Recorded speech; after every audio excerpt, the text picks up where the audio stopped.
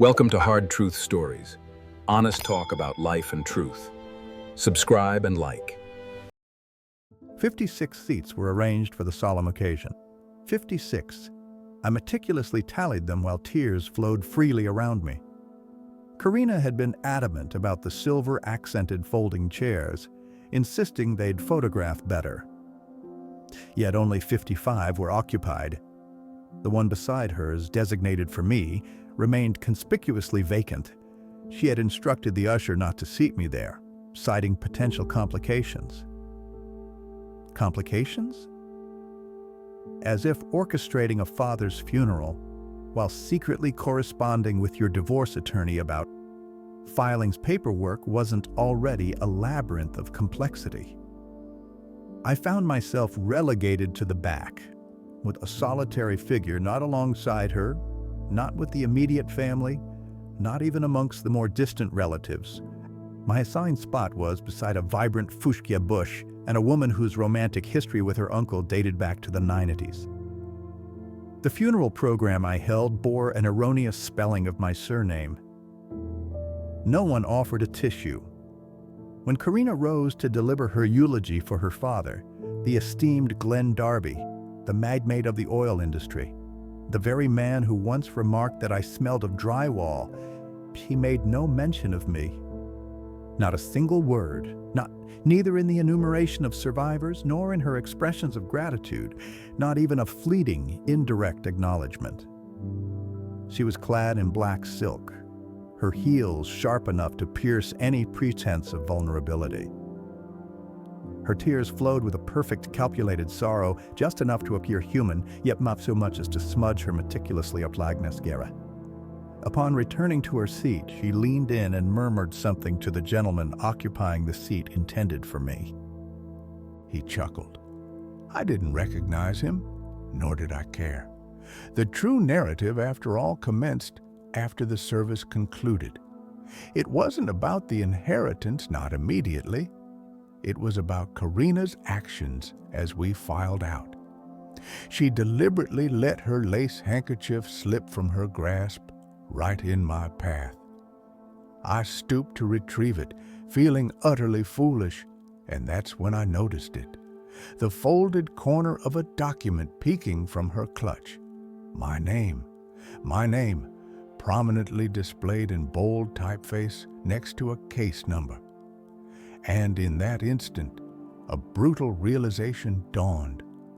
She had initiated the divorce proceedings before the funeral, before the floral tributes, before the heartfelt eulogy, before shedding tears over a man who openly disliked me, all while feigning affection. And in 2 days, she would stand to inherit a staggering $250 million. Then, 2 days after that, she would stride into our shared residence, present me with a plain white envelope, and declare, "Wendell, I am choosing myself." But the will? The will held a significantly different agenda. Plans that Karina had utterly failed to anticipate. Designs that would cause her to turn a stark white in a room adorned with mahogany and reverberating with legal pronouncements. Plans that, for the first time in years, rendered me of consequence. I remained awake throughout the entire night preceding the will reading, not a single wink of sleep. I tossed and turned on the pull-out sofa in my cousin's basement, the discordant symphony of clanking pipes overhead, my only companion. I pondered whether I should even attend. What purpose would it serve? Karina had already seized everything, not merely our marriage, but the very dignity I once possessed when standing beside her. When a woman departs before the very flowers adorning her father's grave have begun to wilt, one ceases to expect any semblance of fairness from the world. Yet, that document, that fleeting glimpse of my name in bold print, seemed to beckon me, like an irritating hangnail one cannot resist picking at. Why would Glenn Darby, a man who habitually referred to me as a mere garden ornament, include me in anything. The estate was situated on a secluded knoll within Hampton Chase, guarded by ornate wrought iron gates and shrouded in an aura of hushed exclusivity, a place where even the air seemed to carry the scent of wealth. I was not granted entry through the grand front doors like the other attendees. Instead, I was directed to a side entrance, the one typically reserved for caterers and service staff, a detail Glenn would likely have found rather amusing. A small assembly had gathered in the study, a room furnished with deep leather armchairs, its walls adorned with taxidermied animal heads, and a stately grandfather clock that had likely marked the passage of centuries. Karina was already present, her legs elegantly crossed, dressed in a slate gray ensemble, a departure from her earlier somber black. Her period of mourning, it seemed, was complete. She met my gaze not with animosity, nor even with a trace of pity, but with a detached, businesslike composure, as if I were merely someone with whom she had once leased a vehicle. Beside her sat the identical man from the funeral. My attention was drawn first to his footwear, impeccably polished loafers embellished with small gold accents. Such shoes are worn by individuals who anticipate being observed. I took a seat in the furthest corner where the sunlight from the window struggled to penetrate. No one offered a greeting, not even the lawyer, who shuffled in, clutching a thick manila envelope as if it contained classified state secrets. Clearing his throat, he commenced his address as the legal representative of the recently deceased Mr. Glenn Darby. "I shall now read his final testament," he announced, "duly witnessed, notarized, and recorded 2 months prior to his passing. Those 2 months struck me with the force of a physical blow. Glenn had recently revised his will. Very recently, in fact, following the heart attack that occurred after his last family excursion. I recalled Karina embarking on that trip alone. "You'd find it dreadfully dull anyway," she'd told me, tossing a tube of sunscreen into her suitcase. At the time, I accepted her word. Now, I harbored significant doubts. The lawyer proceeded to enumerate the assets. Properties in Rhode Island, a Parisian apartment, 3 automobiles valued in excess of my childhood home, and artworks by masters whose names I could not even pronounce. Each item listed felt like a passage from someone else's aspirational existence. Then came the distribution designated for my daughter, Karina Elise Darby. She inclined her head slightly, as a monarch might, when expecting the bestowal of a crown. "I bequeath the sum of $1 million to be administered by the family trust under the supervision of Mr. Bradley Vaughn." Karina blinked, a singular, almost imperceptible movement. The lawyer remained unperturbed. He cleared his throat and inquired, "Did you intend to state 100 million? An absolute silence descended upon the room, a stillness so profound it seemed to thicken the very air. The lawyer adjusted his spectacles. "No, 1 million. The remainder of Mr. Darby's estate will be transferred to another beneficiary, as detailed in this accompanying letter." He then produced a sealed envelope addressed by hand. From it, he extracted a solitary page and began to read. Glenn's voice seemed to echo from the paper itself. "If you are hearing this, Karina, I am likely no longer with you.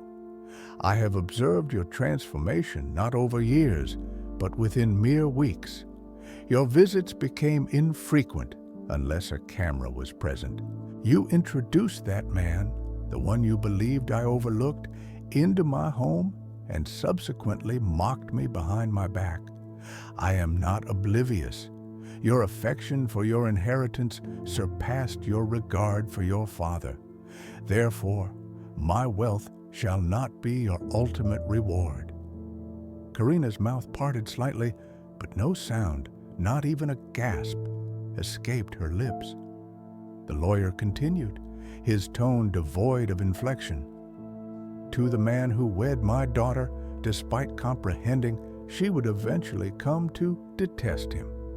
To the man who endured my harshness with unwavering dignity and remained even when departure would have been entirely justifiable, Wendell Thomas Carr, I bequeath the entirety of my remaining estate." I swear, time itself fractured in that moment. My lungs seemed to forget their fundamental function. Karina stared at me as if I had suddenly sprouted antlers. The man beside her rose as though the chair had become dangerously unstable. I was rendered speechless. I did not desire this outcome. All I wished for was my marriage, my cat, my tranquil Sunday mornings. But none of that held any significance now, for I was unequivocally the legal heir to an empire valued at $250 million. And the woman who had abandoned me was now gazing at the floor as if it too had betrayed her. I exited the room before the legal proceedings were finalized. I desperately needed air. I needed distance. I felt an overwhelming urge to scream, to laugh, and to retch all at once. She pursued me. I heard the sharp clicking of her heels on the marble tiles, a pace I hadn't witnessed in years. "Wendell!" she cried out, but I continued my determined stride down the long driveway, past the ornate fountain, through the imposing gates, because for the very first time in my existence, I was not the one being left behind. I walked for over an hour that day, not due to a lack of transportation, nor as a dramatic gesture, but because I feared I might detonate if I ceased moving. The atmosphere felt heavier. Even the trees lining that state road appeared to lean in, as if whispering secrets amongst themselves. I harbored no desire for the wealth itself. What I truly craved was a time machine. I yearned to travel back 6 months and shake myself vigorously until I finally recognized all the warning signs I had so carelessly ignored. I wished to return to a time before Karina began vanishing into the digital ether of her phone, before she started dousing herself in new perfumes and uttering phrases like, "You wouldn't possibly grasp the world I inhabit." When I finally arrived back at my cousin's modest dwelling, I sank onto the edge of the pull-out sofa, still clad in the same rumpled shirt from the reading, my gaze fixed on a plastic potted plant in the corner. My cousin's young son was engrossed in a cartoon featuring animals piloting aircraft. I could barely register the sounds. All I could hear was Glenn's voice echoing in my mind, the part of the will to the man who stayed even when he should have left. I hadn't even realized he had truly seen me, the genuine me, and now he was gone. I did not sleep that night either, but this time the sleeplessness stemmed not from confusion, but from a profound sense of fear. I was utterly unprepared for this. I had no idea what to do with a sum of money that contained more zeros than I had ever encountered. My entire life had revolved around diligently clipping coupons, stocking up on bulk ramen, and meticulously budgeting my gasoline expenditures to make it through the week. I wouldn't even know how to converse with a lawyer. What does one do with such immense wealth when just last week one couldn't afford a premium brand of peanut butter? Karina, however, possessed that knowledge. She knew precisely what was required. The very next morning, she was waiting, leaning against the hood of her sleek BMW, right in front of the depot where I was employed. Yes, I still reported for work, What other recourse did I possess? She appeared as if untouched by the emotional devastation she had inflicted and the abrupt departure she had orchestrated. The look in her eyes conveyed not sorrow nor even desperation, but a palpable hunger, a calculated, polished hunger. "We need to talk," she stated, pushing her sunglasses up into her hair, her demeanor reminiscent of a character in a dramatic courtroom scene. "No, we really don't," I retorted, attempting to brush past her. Undeterred, she followed me directly into the building, past my supervisor. She cornered me near the break room, positioning herself so close that I could detect the faint aroma of the vanilla lotion she used when we still shared a bed. For a fleeting moment, I almost forgot everything. I almost recalled the sensation of waking beside her and believing I desired a future together. Then she uttered it. "You don't deserve this, Wendell."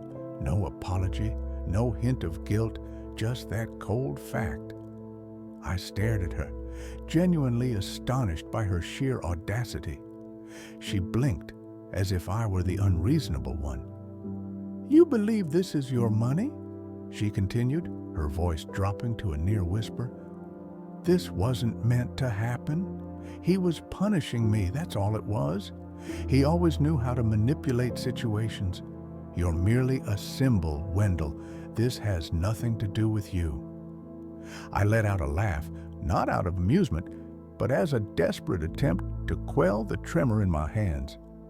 "A symbol?" I inquired. "So I'm not even a real person to you?" She crossed her arms. "You were a regrettable error that persisted for far too long." That statement, a mistake that lasted too long, still echoes within my very bones. Before I could utter another word, before I could even fully process the profound depth of that wound, she reached into her handbag and produced a thick folder. It contained legal documents, highlighted passages, and post-it notes protruding from its edges like an array of angry yellow teeth. "This is a revised proposal," she announced, "for the division of estate assets. You don't require all of it. You wouldn't know what to do with it. You'd squander it. Let's be pragmatic. You'll be devoured." "Is that a threat?" I asked. "It's an offer, Wendell. A chance for you to depart with a measure of dignity before you cause us both considerable embarrassment." A smile then graced her lips, the very same smile she used to bestow upon shop assistants when she wished them to overlook their established return policies. I did not accept the folder. I couldn't. My hands remained clenched into tight fists at my sides. Not from rage. I was not raised to resort to violence or shouting, but from a deep sense of shame. Because a part of me believed her. A part of me thought, "She's right. I don't belong in that world." But another part, a quieter, more hesitant voice within me whispered, "Perhaps I do. Perhaps Glenn perceived something in me that Karina never did. Perhaps remaining, even when it made me feel invisible, signified something more profound than mere weakness." She turned to depart, her heels clicking with an air of unwavering confidence, the folder still clutched in her hand. "You'll call me," she stated over her shoulder. "You always do." But this time, I didn't, because this time I possessed something I had never had before: leverage. And Karina, she was far from finished with her games. But neither was I. By the end of that week, everything about my life felt profoundly artificial. I was still punching in at the depot, still consuming off-brand cereal in a borrowed basement, and still receiving text messages from Karina, who feigned a benevolent concern for my well-being. She did not beg. Karina never begged. She negotiated. Her language was cold, meticulously calculated. "Let's approach this intelligently. we can avoid a protracted ordeal. Consider the media. The media? As if the entire world paid any mind to a man who once repaired his neighbor's dryer in exchange for leftover barbecue. But someone must have been observing, because by Friday, I received a call from one of Glenn's estate attorneys. Not the individual from the will reading, but a younger voice, tinged with an unmistakable tension and unease. He inquired if I could come in to review supplemental documents. I confessed my lack of understanding. He clarified. It pertains to the structure of the inheritance. You will want to examine this personally. The office was located within a towering glass structure downtown, the kind of building I used to pass on my way to procure inexpensive lunch specials, always assuming I didn't belong within its polished confines. The receptionist didn't even glance up. I perched on a leather sofa that likely cost more than my first car, a sheen of sweat forming on my brow, desperately trying not to touch anything. Upon entering the conference room, I was handed a sealed folder and left to my own devices. I opened it deliberately. My name, emblazoned on the first page in bold, greeted me. I skimmed the lines, barely absorbing the dense legal terminology until I reached the section clearly labeled Addendum, Conditions of Inheritance. It transpired that Glenn was not merely embittered. He was, in fact, brilliantly cruel, employing a precision and theatricality that was truly remarkable. His fortune did not simply fall into my lap. It arrived with explicit instructions. A significant portion of the estate, close to 40%, was placed into a time-locked trust bearing my name. But here lay the crucial detail. That particular segment would not activate unless I remained divorced from Karina for a minimum of 18 consecutive months.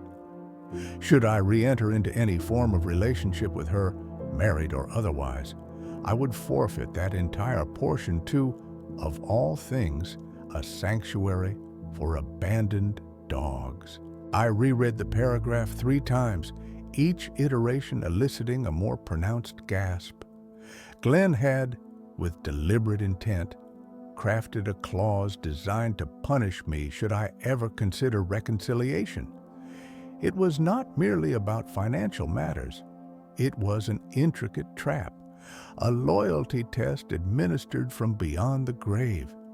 And he had appended a personal note, handwritten, scanned, and attached to the final page.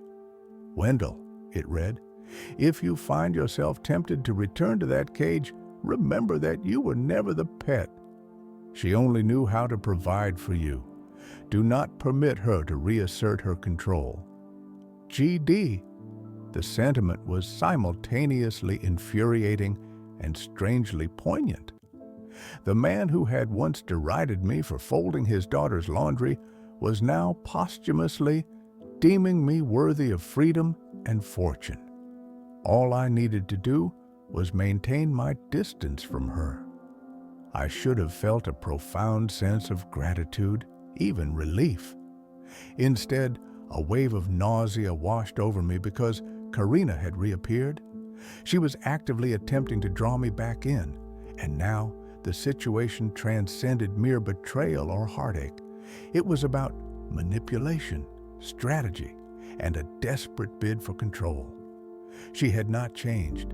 She was merely cornered. That night, I declined to answer her call.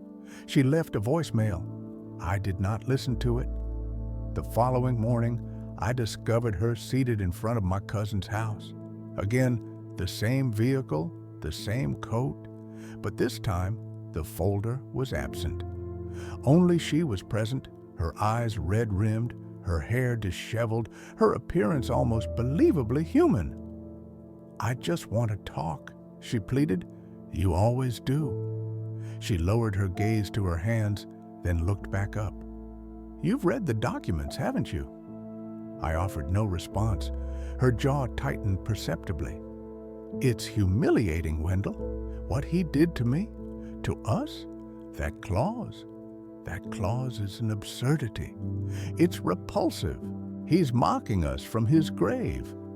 Are you sure he's not just mocking you? I inquired without conscious intent. The words emerged far colder than I had anticipated. She blinked.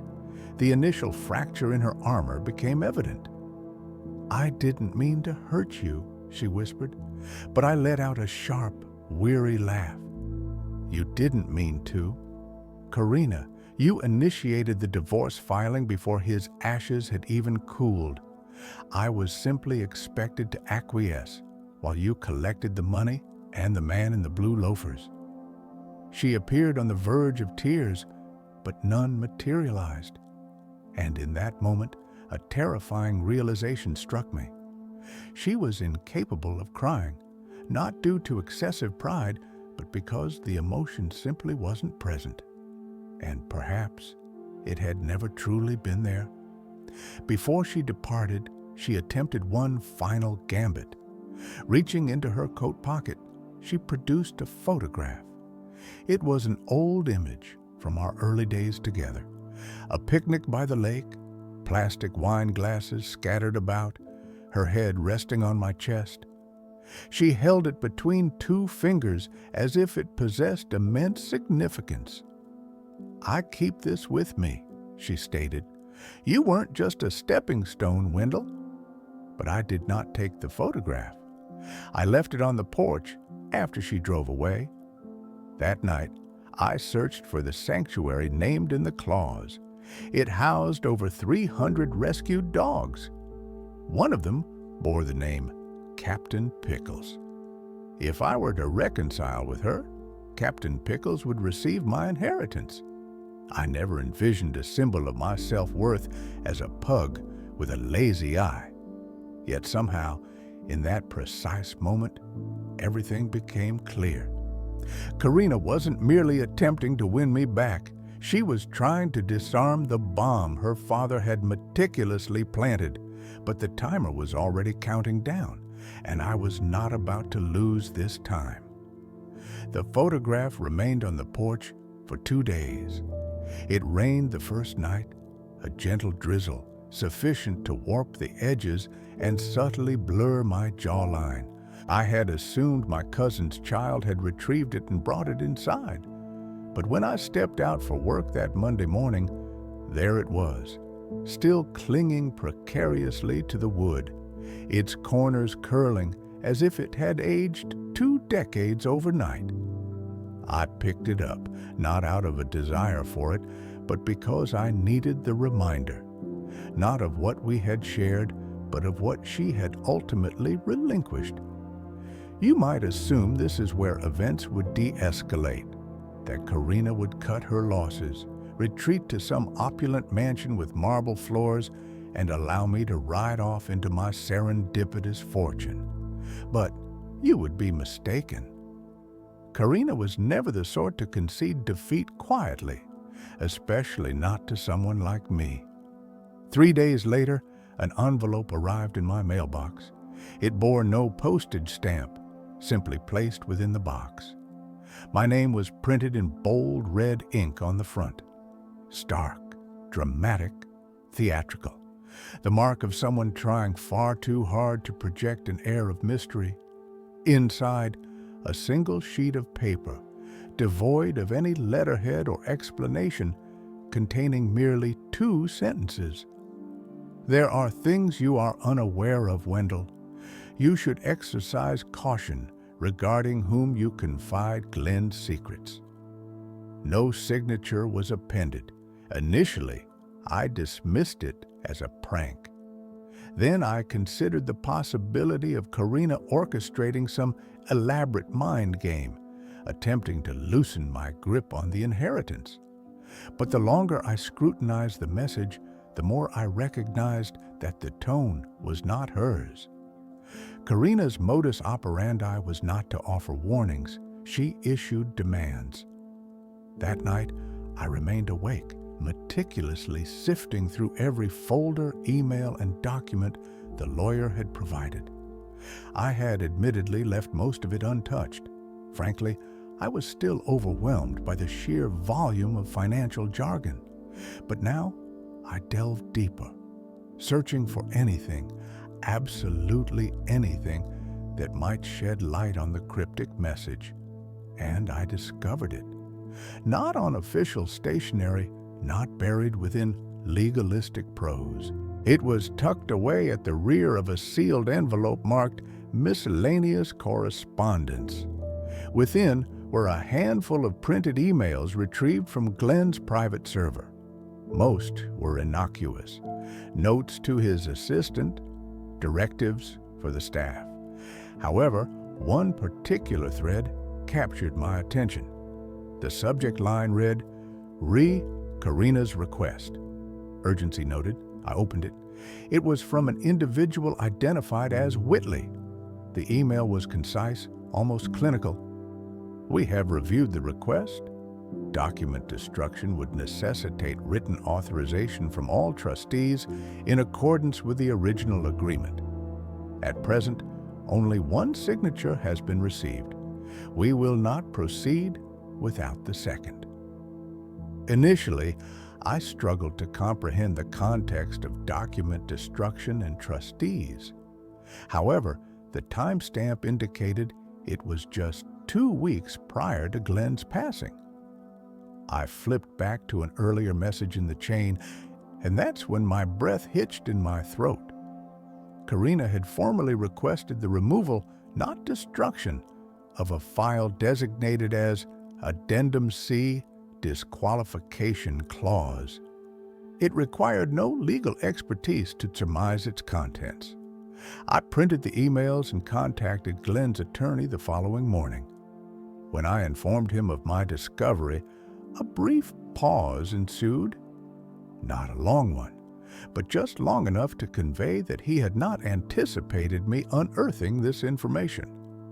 Mr. Carr, he stated carefully, those documents were reviewed following Mr. Darby's passing. The clause was deemed valid. As you are aware, no alterations to the will were executed subsequent to his final notarized revision. So she attempted to have the clause removed, I mused aloud, almost to myself. She initiated contact, yes, but legally, nothing was altered. I ended the call and remained seated, staring blankly at the wall for an extended period. Karina had not merely abandoned me. She was fully aware of the situation. She knew the extent of her father's actions and had attempted to conceal them before his passing. The photograph she delivered, her appearance at my workplace, the sudden shift to a gentle tone, the wistful reminiscences, and the feigned tears. This wasn't merely manipulation. It was a desperate attempt to manage the fallout.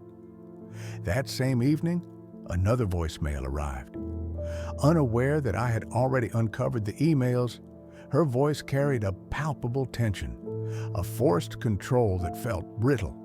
She was faltering, and she knew it. "Wendell, please," she implored.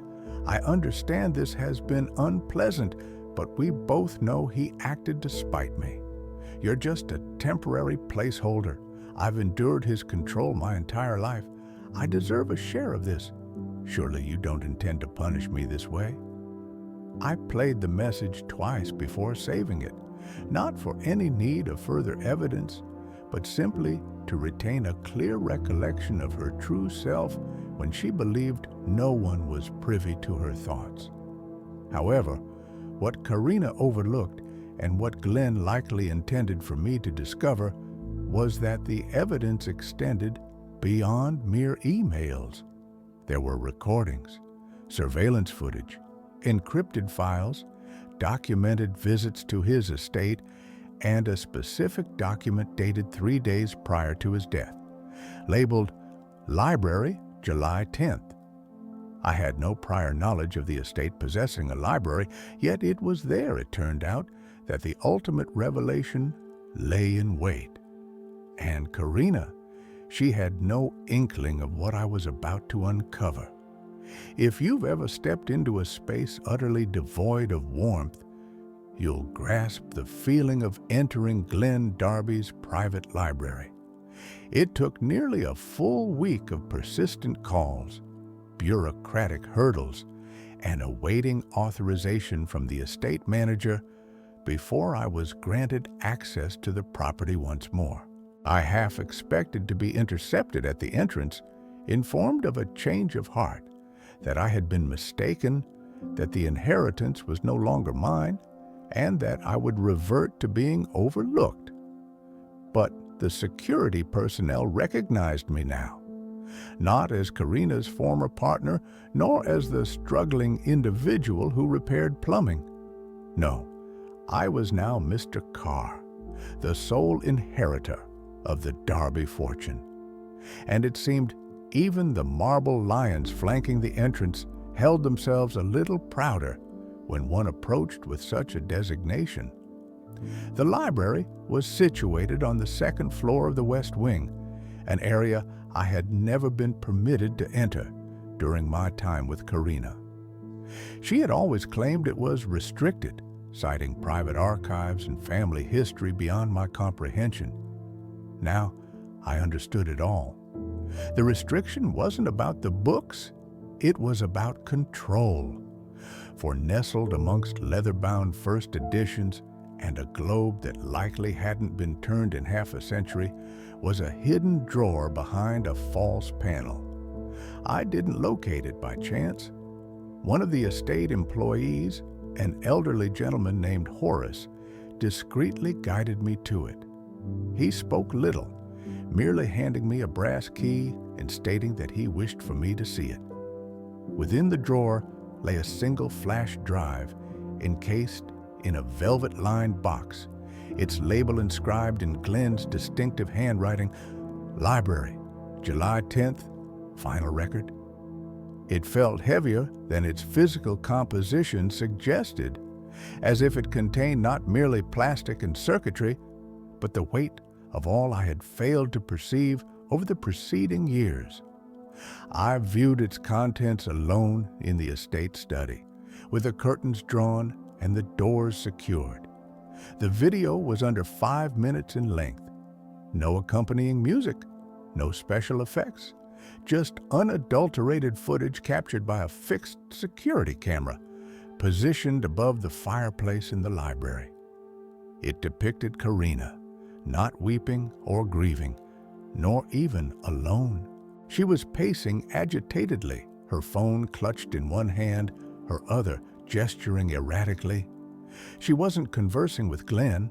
He was seated behind his desk, unmoving, observing her. His expression was not one of sadness, but of profound weariness. I leaned closer. "You have no right to do this," Karina stated sharply. "Do you wish to depart this life with a triumphant grin, knowing you've stripped me of everything?" Glenn offered no response. "Do you loathe me so intensely that you would entrust your empire to someone who unclogged your toilet?" Still no reply. She moved nearer, her voice escalating. "He is weak, Father. He doesn't belong in this world. He's not one of us. He barely knows how to dress himself. This is utterly humiliating."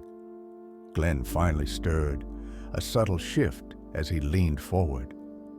"You made your choice," he said, his voice frigid. "You abandoned him even before I was gone." "So what?" she retorted with a hiss. "You were already halfway to the grave." He raised a hand, silencing her. "And yet, I remained alive long enough to revise the will." She froze. Her face, typically composed, contorted into an expression bordering on panic. He continued, his pace slowing. "You believed you could outmaneuver me, secure your freedom, retain the fortune, erase the repercussions. But Karina, there are consequences. You always perceived affection as a bargaining chip. But Wendell, he never requested anything from me, never accepted a cent, never insulted me, even when I actively sought to distance myself from him. Karina took a step back, her expression now unreadable, a turmoil of fury and bewilderment. "This isn't about affection," she stated finally. "This is about retribution." "No," Glenn countered. "It's about safeguarding. I am protecting my legacy from you." And with that, the video concluded. I remained seated for an extended period, the screen dark, my own reflection faintly visible in the ambient light. It brought no sense of satisfaction, no triumphant vindication of justice served. No, it inflicted pain. All of it hurt, for deep down, I had harbored a sliver of hope that she might still possess some regard for me, that some fragment of her, however small, had once cared. But the way she spoke of me, as if I were an embarrassing oversight. She hadn't lost me. She had discarded me.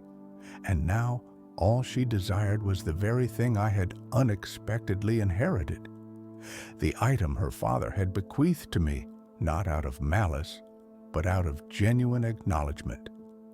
But here lies the crux of the matter, the detail Karina never foresaw.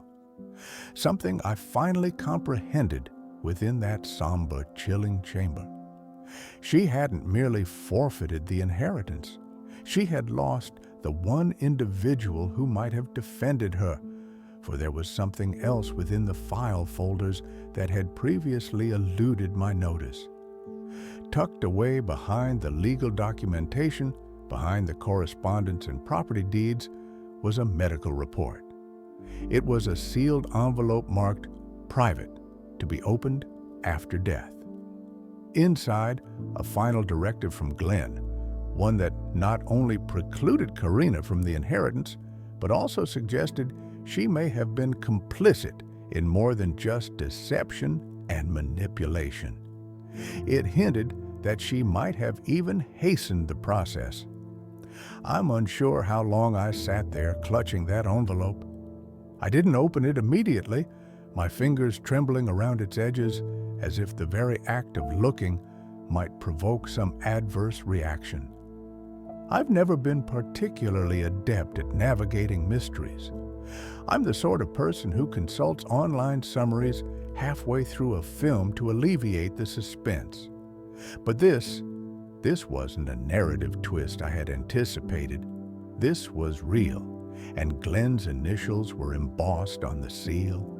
It wasn't lengthy or dramatic, unlike the video, just a single-page note inscribed in precise block lettering.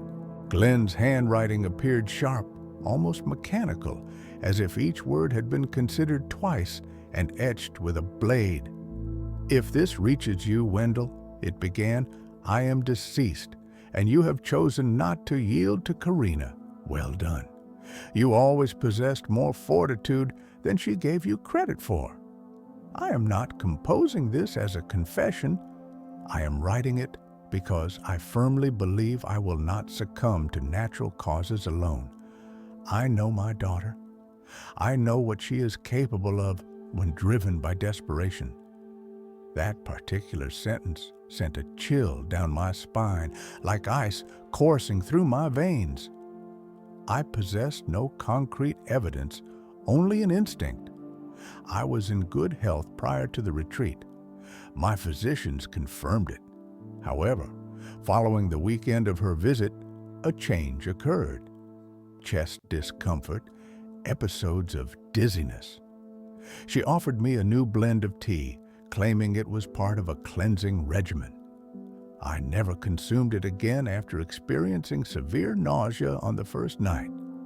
Nevertheless, I confided in no one. What kind of father suspects his own daughter of attempting to expedite an inheritance? But Wendell, if you are reading this and my passing was not peaceful, promise me one thing: do not allow her to escape unscathed. I placed the paper down and gazed at the wood grain of the desk for a considerable time. This was not a formal accusation, not legally binding, merely a profound suspicion, a faint whisper from a man who had dedicated his life to dissecting human motivations.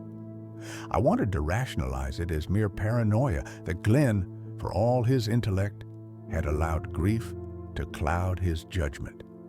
Yet, my intuition suggested otherwise. The memory of Karina in that video, hissing about seizing everything, her fixation on the fortune, the desperation in her eyes whenever she appeared, feigning remorse, it all began to coalesce into a discernible pattern. And then the security logs came to mind. Horace had briefly shown me the server terminal, merely a passing detail during the tour. But those logs meticulously recorded who accessed which areas and at what times. I hurried back downstairs and inquired about re-accessing them. He hesitated, but upon presenting him with the letter, his expression hardened, and he simply nodded. We reviewed the archive for the weekend Glenn had mentioned.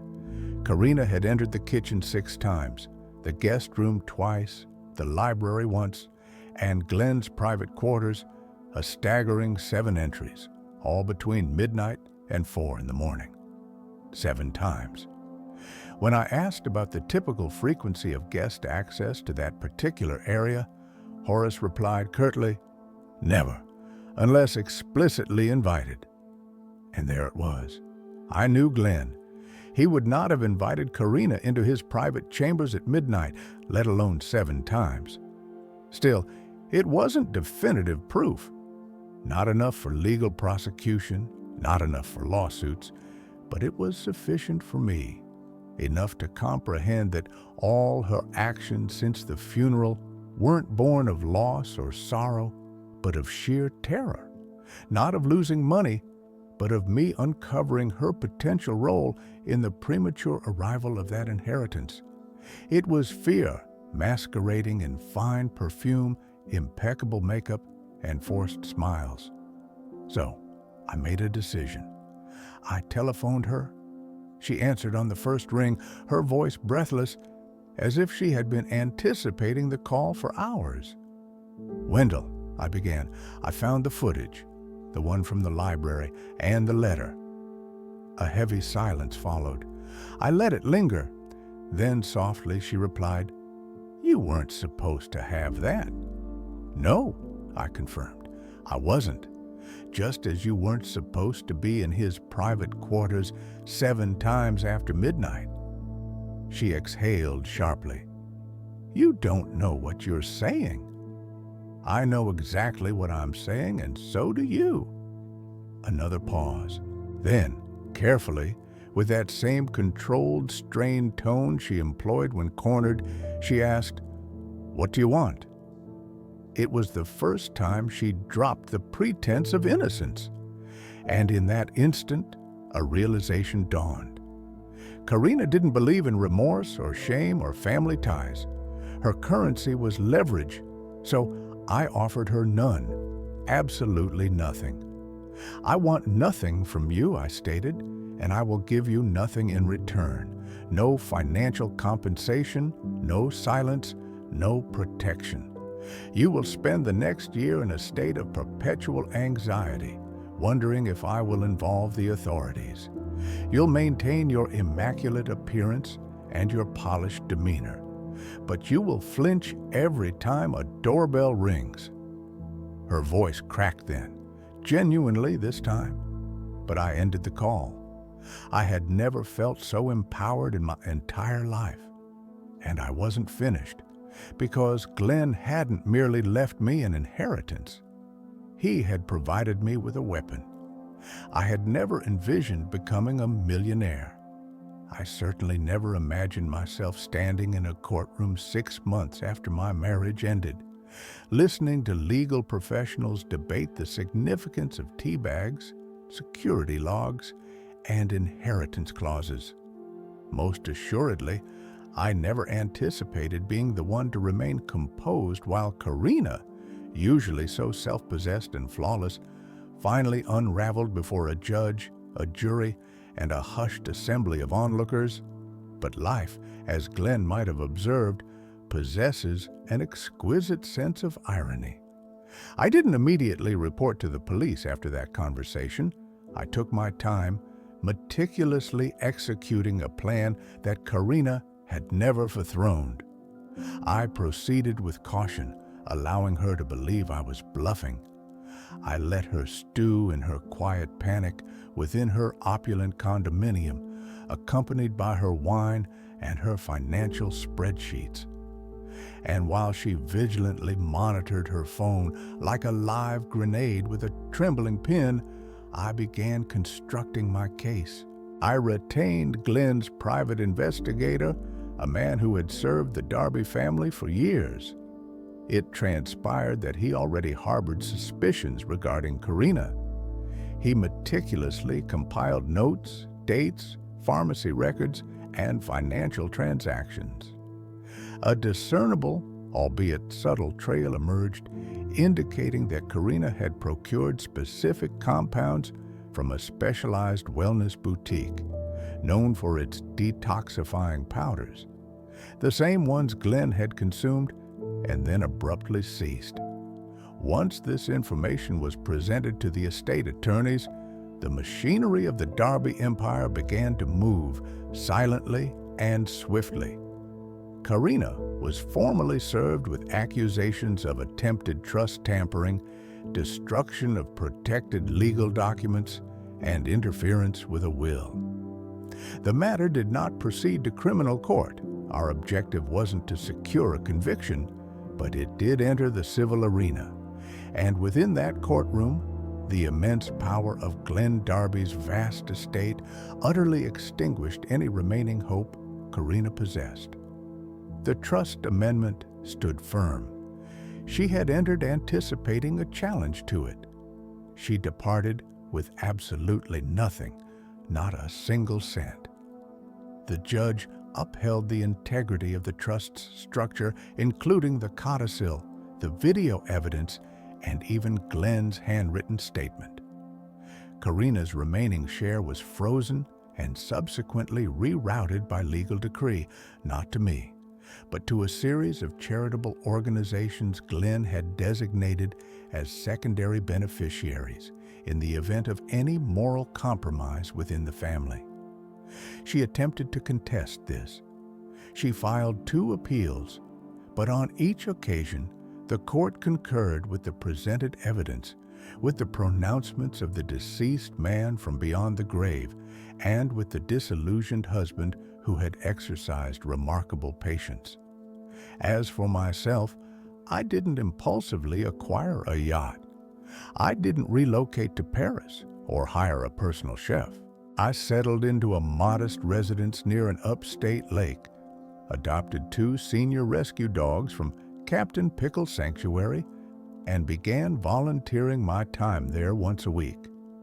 It's curious how a single clause, born perhaps out of resentment, evolved into the only sanctuary of peace I have ever experienced. I've acquired knowledge I never realized I needed, such as navigating estate taxes, learning to trust again gradually, and achieving the ability to sleep soundly without compulsively checking my phone at 2 in the morning, wondering if she's communicating with someone else. People often ask if I'm still angry or if I still miss her. The truth is, I'm uncertain. I don't miss the deceit. I don't miss the burden of her expectations. However, there are moments when I long for the person I once believed her to be. That imagined version of Karina who, beneath layers of ambition and disdain, still held some affection for me. But yearning for a phantom is not the same as desiring its return. Not long ago, I received a letter, handwritten and somewhat disheveled, followed by a signature. There was no return address. It contained a single sentence: "You have ruined everything." I didn't retain it. I allowed the dogs to shred it because she is mistaken. I did not destroy everything. I salvaged what remained of myself. And that, ultimately, was worth far more than $250 million.